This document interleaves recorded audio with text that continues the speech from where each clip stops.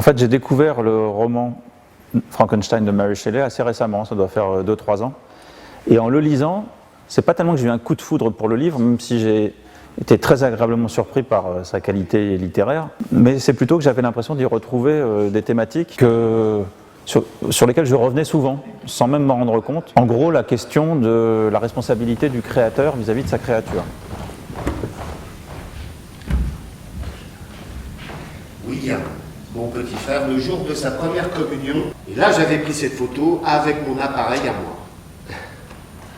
Le mythe du golem, c'est-à-dire un créateur qui, de toute pièce, fabrique un individu, et cet individu se retournant contre son créateur.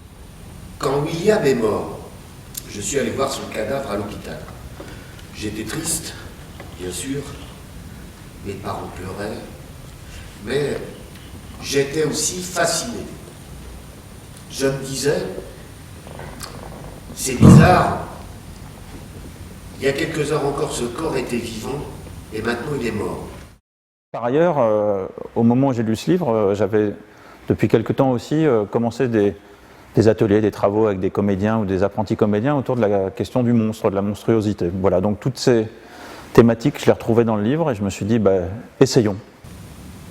Il a la même forme, à peu près le même aspect. Qu'est-ce qui distingue la matière inanimée dont est fait ce cadavre de la matière animée qu'il y a quelques heures encore j'appelais William? Alors il y a en effet une sorte de charte graphique Frankenstein qui est la conséquence de la description que fait Mary Shelley de la fabrication du monstre. Chez elle, la créature est faite à partir de bouts de cadavres, ce qui implique en effet que la créature ensuite est un peu suturée de partout. Alors dans mon spectacle, la créature ne vient pas de là. Il n'y a pas de bouts de cadavres, on ne profane pas les sépultures. C'est important le visage. C'est d'abord ce qui vous attire chez quelqu'un, vous rebute.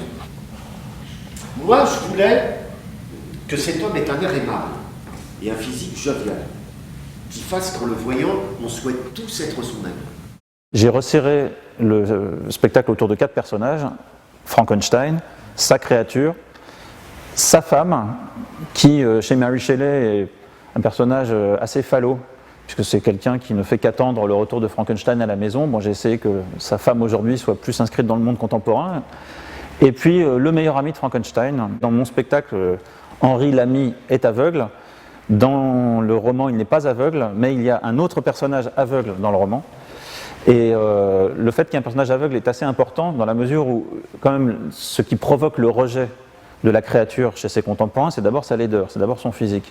Et donc un aveugle est quelqu'un qui n'aura pas ce rejet puisqu'il ne le voit pas.